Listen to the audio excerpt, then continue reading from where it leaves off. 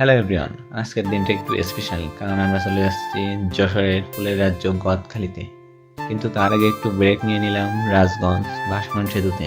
এই যে সবাই ফটোশ্যুট করছে, তারপরে আমরা আবারও রওনা দেব। আর হ্যাঁ, রওনা দেওয়ার আগে জাফা ভাসমান ব্রিজে একটু থেমে এই দৃশ্যটা ক্যামেরায় বন্দি করলাম। নিচে জল, দুই পাশে খোলা প্রকৃতি, ড্রোন শটে জায়গাটা সত্যি অসাধারণ লাগে।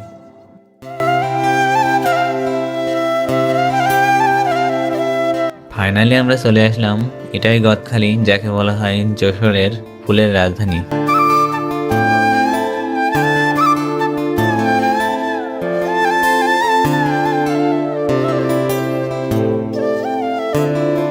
আর হ্যাঁ, গদখালি আসলে প্রকৃতির সাথে নিজেকে একদম কাছ থেকে অনুভব করতে পারবেন।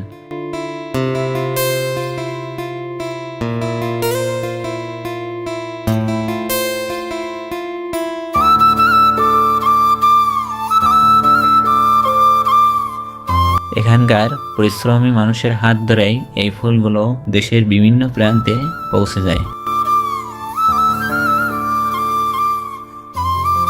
চারিপাশে শুধু ফুল আর ফুল, চোখ জুড়িয়ে যায় এমন একটি জায়গা। এই ফুলের সৌন্দর্যের পিছনেই আছে গদখালির কৃষকদের কঠোর পরিশ্রম। আজ তাদের জন্যই গদখালি এত পরিচিত। আর এখানে আসলে পার্কিং এর জন্য কোনো টেনশন নেই, কারণ এখানে পার্ক করার জন্য সুন্দর ব্যবস্থা আছে। আর এখানকার রাতের দৃশ্যটা সব থেকে ভালো লাগছে।